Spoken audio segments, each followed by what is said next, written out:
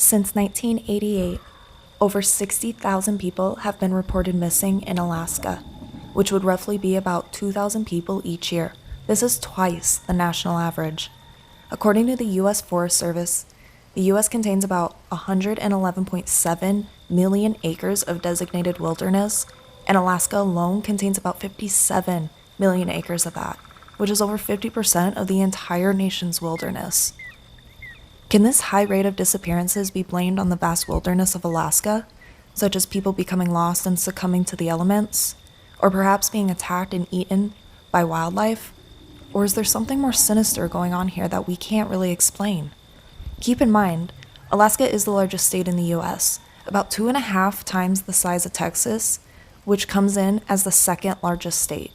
Not much compares with Alaska in the US in terms of size, wilderness, and weird, strange occurrences.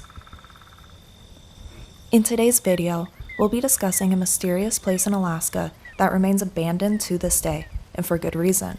A place surrounded by strange eyewitness accounts, disappearances, and even death. But before getting into this strange story, if you love these types of stories like myself that involve weird, unexplained phenomena and anything creepy and spooky, feel free to hit that like button and subscribe.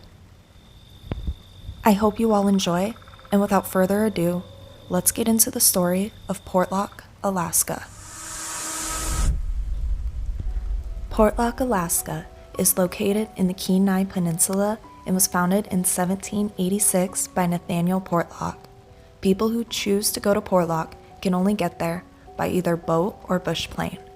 In 1900, Portlock established its first cannery, but within only 5 years, it was vacated. The workers claimed this to be because there was something in the woods.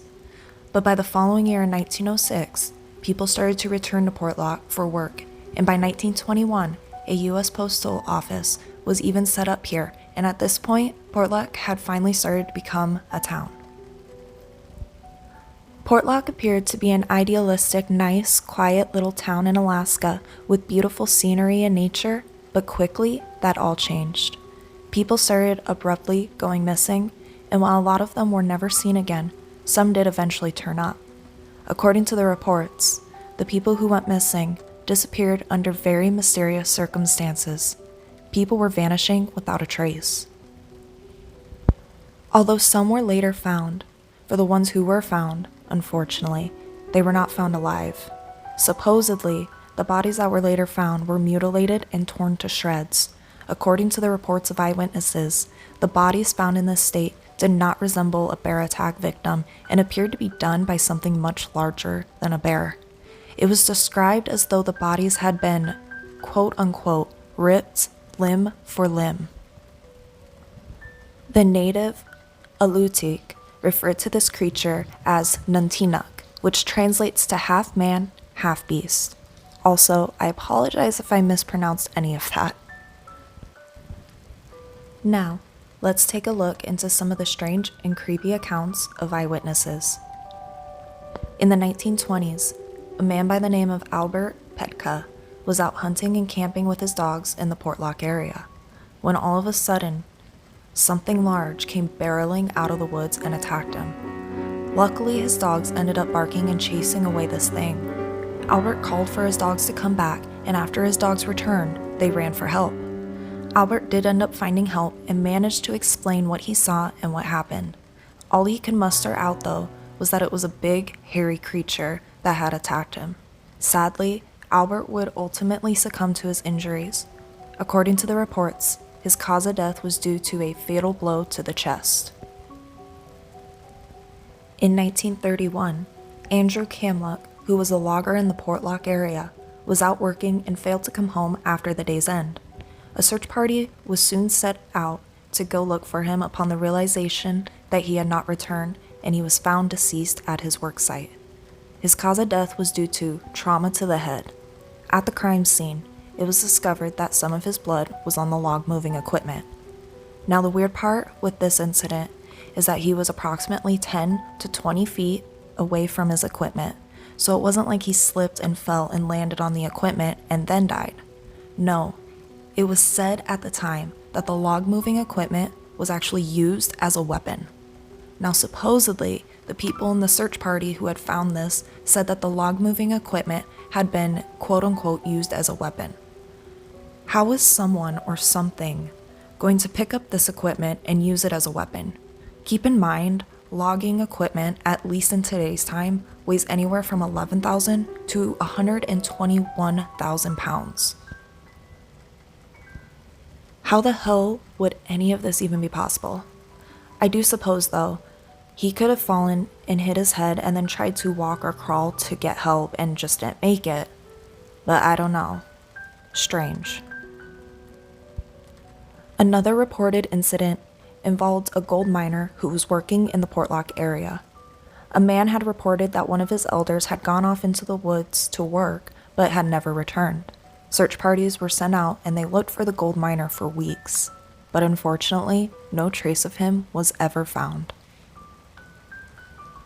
Residents of Portlock at this point were really starting to become nervous and feel unsafe in the area. One by one, the residents ended up fleeing, and by 1950, the town had been officially abandoned. The last resident of Portlock was the post office worker, who had later went on to say that he was, in other words, thankful that the post office had finally closed down because he did not want to stay there any longer.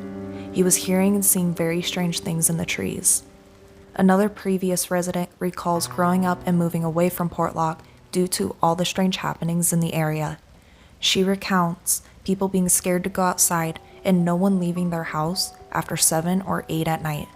It just finally had gotten to a point where the residents collectively decided that enough is enough.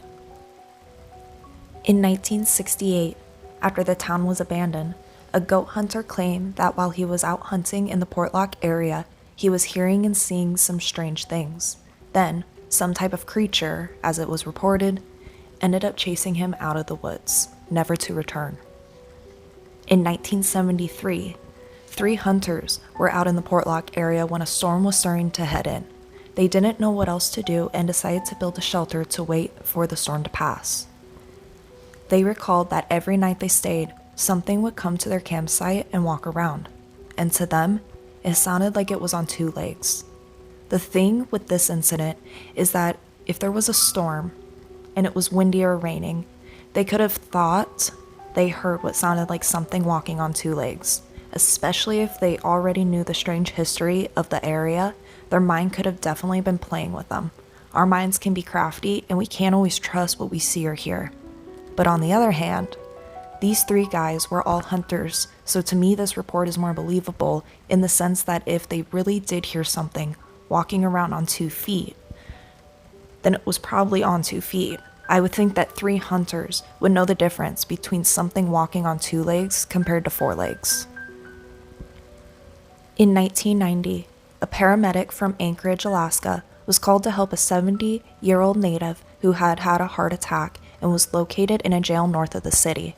The paramedic went and helped this gentleman, and while he was treating him, the paramedic was making small talk and mentioned that he hunts in the Portlock area. And right at that moment, the man sat straight up, looked at him, grabbed his shirt and pulled him closer to him and asked, "Did you see it? Did it bother you?" To this day, Portlock, Alaska remains abandoned, and I believe for good reason. There are a lot of different stories and mysteries that surround this place. It could be a hoax, potentially anything could be a hoax, and we'll probably never know. But if this is indeed all true, there is undoubtedly something dark and unknown lurking around the Portlock area, and in my opinion, it's best that it remains abandoned.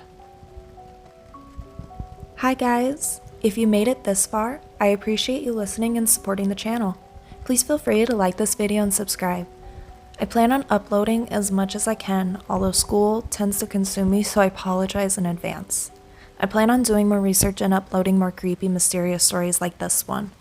I have the references listed in the description below, so I encourage you all to take a deeper look into them if this was interesting to you. Thanks again for watching, and I hope you all have a spooky night.